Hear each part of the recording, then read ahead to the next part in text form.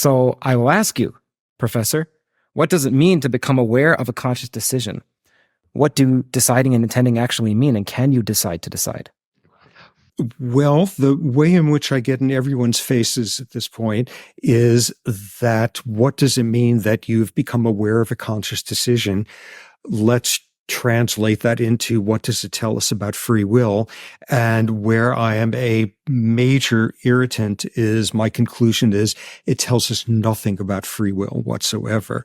Conscious intent has nothing to do with the free will debate. Whether that was conscious or unconscious has nothing to do with it. And one of my starting arguments in the book, which is that we have no free will whatsoever. All we are is the outcome of our biology over which we had no control and its interaction with environment over which we had no control. And sort of the strongest way in which people cling to a free will belief is you make a decision. You decide I'm going to have, chocolate ice cream instead of vanilla. You are conscious of it. You are conscious of your intent. You know you're not being coerced into doing that. You're not being forced. You have other options. You know that there's a good likelihood that if you say chocolate, you're going to be given chocolate ice cream. So you're like, you understand the contingencies there and you make a choice. You act on your intent. And for the vast majority of people, that's a moment that just resonates with free will. That just feels, it's so palpable. It's so in the moment. And the consciousness seems so important. And for me, it's completely irrelevant. It is like asking somebody to review a movie and they only get to see the last 3 minutes of it. Because what that analysis leaves out is the only question you can ask at that point. Where did that intent come from? How did you become that sort of person? Not only the sort of person who would prefer chocolate to vanilla, but a person who would be ordering ice cream at that point, a person who had the socioeconomic luxury of doing so, a person who liked the taste of, a person who how did you become who you are at that moment? And what made you who you are is all that biology interacting with environment over which you had no control. And we are nothing more or less than the outcome of what came before. And in that regard, conscious or otherwise in the moment, an incredible sense of intentionality right in front of your face or an offhanded one, none of it matters in the slightest because the only question to ask is, how did you become the sort of person you are in that moment? And you had no control over that. So why isn't the argument much more simple by saying, look, you're determined by the laws of physics, whether the laws of physics have indeterminacy to them, whatever, you're determined by the laws of physics and you don't determine the laws of physics. So therefore you have no free will. Why isn't it as simple as that? Why do we go through a rigmarole of biology and neurology and psychology? Well, if we're having some nice interdisciplinary sort of hegemony here, yeah, it's ultimately all down to physics and the physicists only talk to God sort of thing. It happens that my training is such that it is most accessible to me from the standpoint of biology. But yeah, ultimately it's that level as well.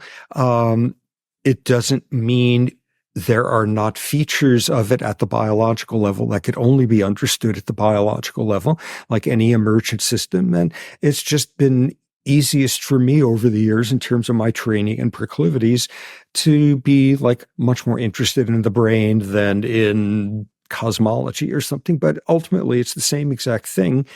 It's a material universe, and nobody who is willing to admit it is a material universe and there are things like atoms and cells and stuff out there. Nobody who gives in as a starting point to that and then says somehow there's still free will. None of them can provide a mechanism in which somehow you can step outside all of those rules every now and then. And that's when we're acting freely.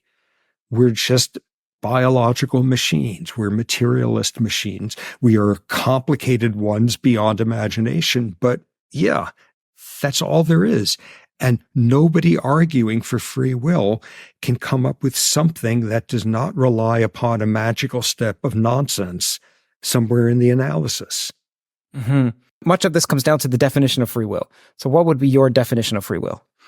It's one that infuriates the philosophical compatibilists, the one who say, yes, it's a material world, but somehow that's compatible with free will. It's infuriating to them. In fact, 2 weeks ago, I had a debate with Daniel Dennett. In case you didn't know, I've spoken to Daniel Dennett for about 3 hours. It's a large behemoth podcast, and it's already out. The link is in the description. In fact, 2 weeks ago, I had a debate with Daniel Dennett, who's one of the most visible of philosophy compatibilists. And he actually used the word daft. He said I was being daft and insisting on this as a definition of free will. Whereas for me, I think is the only possible thing.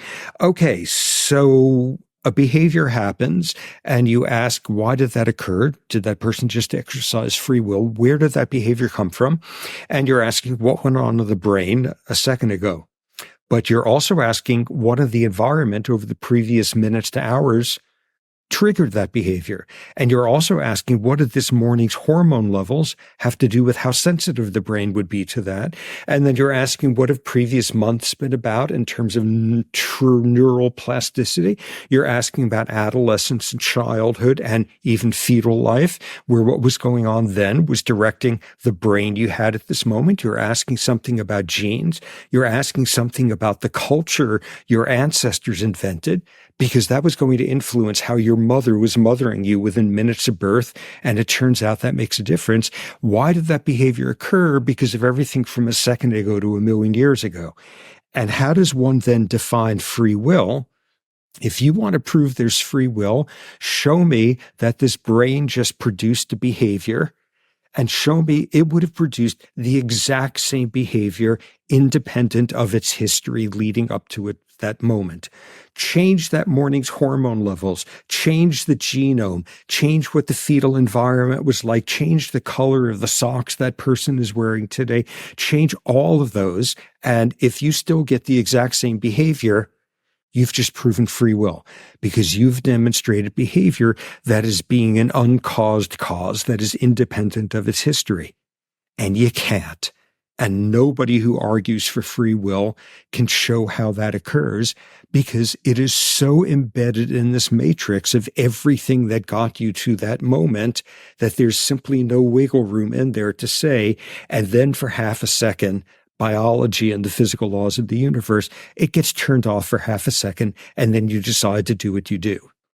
If you enjoyed that clip, then the full podcast is out right now. You can click around here. Enjoy. Subscribe to Theories of Everything to get notified of upcoming podcasts, as there are new full-length podcasts every week on the topics of mathematics, physics, consciousness, free will, and AI.